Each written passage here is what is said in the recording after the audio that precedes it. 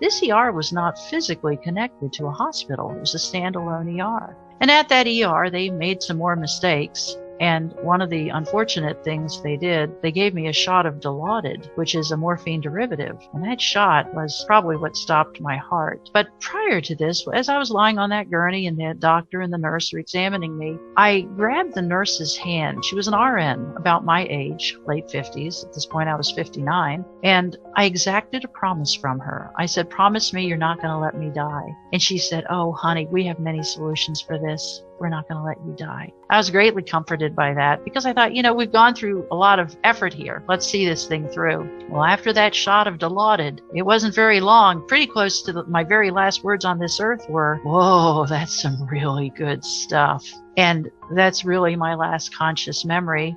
My friend, again, was sitting by my side, beside the gurney there in the ER, and he said it wasn't very long after that shot that I lost consciousness. But he said at some point, not just less than 5 minutes later, my eyes popped open, and I tried to reach up to heaven. He said, "You were talking to somebody that only you could see." And he said he stood up and he leaned over me and said, "What do you need?" And I didn't respond. He said, "You looked right through me." Well, my friend said at that moment, actually a moment before, he'd looked at the blood pressure machine that was hooked up to my arm, and it was an automatic blood pressure reader. And my blood pressure at that point was 32/25, which I was pretty much gone at that point.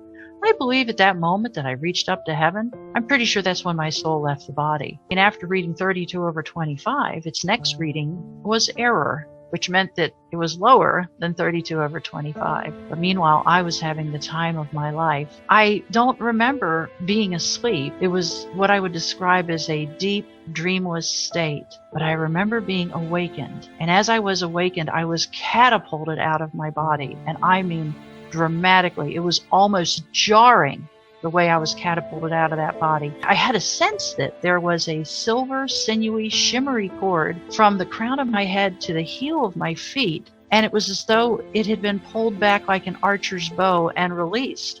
And as it snapped back into a vertical position, I was thrown out of that body. And as soon as I'm floating away from my body in this absolute blackness, and yet the blackness was comforting, actively comforting. Very interesting to me. One of my first thoughts was, my heart has stopped. And I thought, how do I know that? I don't know how I know that, but I know that's right. And I'm continuing to float what I presume to be further and further away from my body. And I did not see my body. A lot of people have asked me, did you see where you were floating away from? I did not.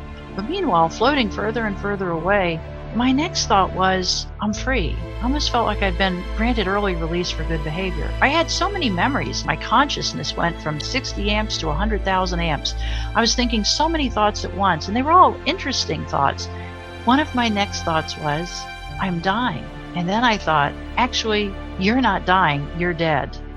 Because when you're going on to your reward, the most important thing is correcting your grammar. And I thought, that's pretty funny. And I laughed out loud. And I heard my own unique rosemary-shaped giggle, and I thought, wow, I don't have breath sounds. I don't think I have lungs. I don't think I have vocal cords, and yet I am producing sound as I always have. I sound as I've always sounded. I had a brief career in broadcasting, so I know what my voice sounds like, but my voice sounded just like it's always sounded, and that was very comforting. And I realized, wow, my intellect has come with me. My goofball sense of humor has come with me. Even my funny little giggle has come with me. My natural curiosity, my memories. I remembered so many Bible verses. And one of the Bible verses that came to me, the Apostle Paul talks about the peace that passeth all understanding. And I thought, this is that peace. And I know some people talk about their heavenly experience and they talk about the love. Well, I felt peace, the most perfect peace you can ever imagine. And as a writer, I've always, been a creative type, sensitive type, and I've always really struggled mightily with anxiety. One of my daily prayers has been let go of the fears and the worries and all that, and I have really struggled my whole life. Well, after my husband's suicide, well, you can imagine how that got ramped up. I became a pretty big mess. Well, as I was thinking about what I had left behind on that gurney, I realized I was no longer experiencing any anxiety, any fear, any worry, any guilt, any regret, anything negative. I didn't have that with me. And I thought, all my life, I've wondered what I would look like, set free from anxiety. And I thought, this is it. This is great. I like this. I like the rosemary that has no fear and no worries and no anxiety. it was such a wonderful experience. I had not one thought about returning to that body, not one thought. I just kept thinking, I'm out. It's over. It's done. God heard my prayer. Either heal me or set me free. And I was set free. So all the memories of my prior life were still pretty clear. And yet I was at peace. Just perfect, perfect peace. Well, this experience went on and on and on for some time. If you had asked me how long the whole thing went on, I could easily say a day. Another thing that happened very early in this experience is I'm still floating away from my body, floating somewhere, floating to something. I felt the presence of a massive, massive spiritual being. And he was to my left and slightly, much taller than me and slightly behind me. So I turned my head to the left, and as I did, I asked with a great deal of joy in my voice, "And who are you?" And before I could even finish that simple sentence, the answer was immediate. "You are the image and likeness. I'm the original." And I recognize that as a quote from Genesis 1:26 and 27, that we're made in the image and likeness of God. And I thought, wow, that's always been one of my very favorite Bible verses. And now I get it.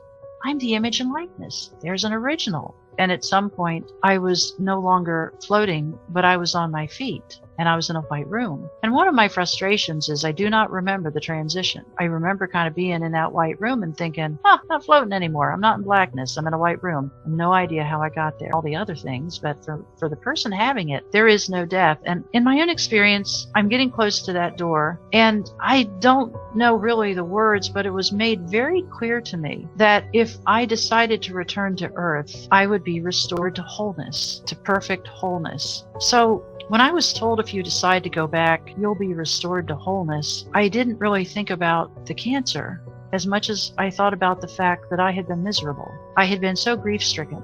I just couldn't seem to find my way out of the grief and the guilt. The thing about suicide, when somebody kills themselves, the survivors, like the immediate survivors, face so much guilt. I guess I was a terrible wife. So I didn't want to go back to any of that. I didn't want to go back to being a social pariah in society. I didn't want to go back to being considered a leper by too many people that I had known. I didn't want to go back to the grief, the nightmares, the PTSD, the constant, unrelenting turmoil and torment of being a suicide survivor. It was made clear if I agreed to go back, I would be restored to wholeness. And I thought, that's good to know, but I'm not interested.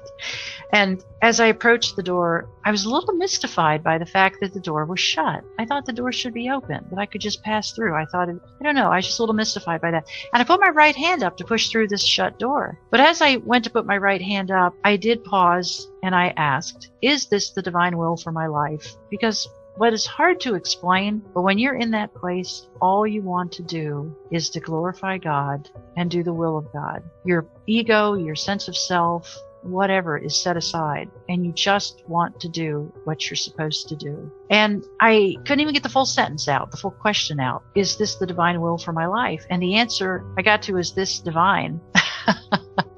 And before I could finish, the answer was immediate. No, it is not. However, whatever you decide, if you decide to go back or you decide to go through that door, you go with all of God's mercy and love and care and blessings. There is not a wrong decision. And that was so comforting. And that was the answer to that second prayer, that I was so tired of having to make decisions, hard decisions. And I guess deciding whether or not to go on to the next life or come back to this one's a pretty big decision, pretty weighty decision to make. And I was thinking this through and I thought, all right, I want to go on. I understand the deal, but I want to go on. And at that moment, I was given a vision. And to call it a vision is an understatement. It felt like I stepped into a room and saw something for just a moment, like I was a secret, silent observer in a room. And I was in a hospital supply room, and the nurse that had been so kind to me, that had held my hand, that had wiped the tears from my face when I started to cry. She was sitting in this room, surrounded by typical hospital supplies and linens and such. And she was sitting on a little stool, head in her hands, leaning forward, sobbing uncontrollably. And she said, I promised that woman I wasn't going to let her die, and I lost her. And I thought, oh, man. And then I thought, well, you know what? She's an RN.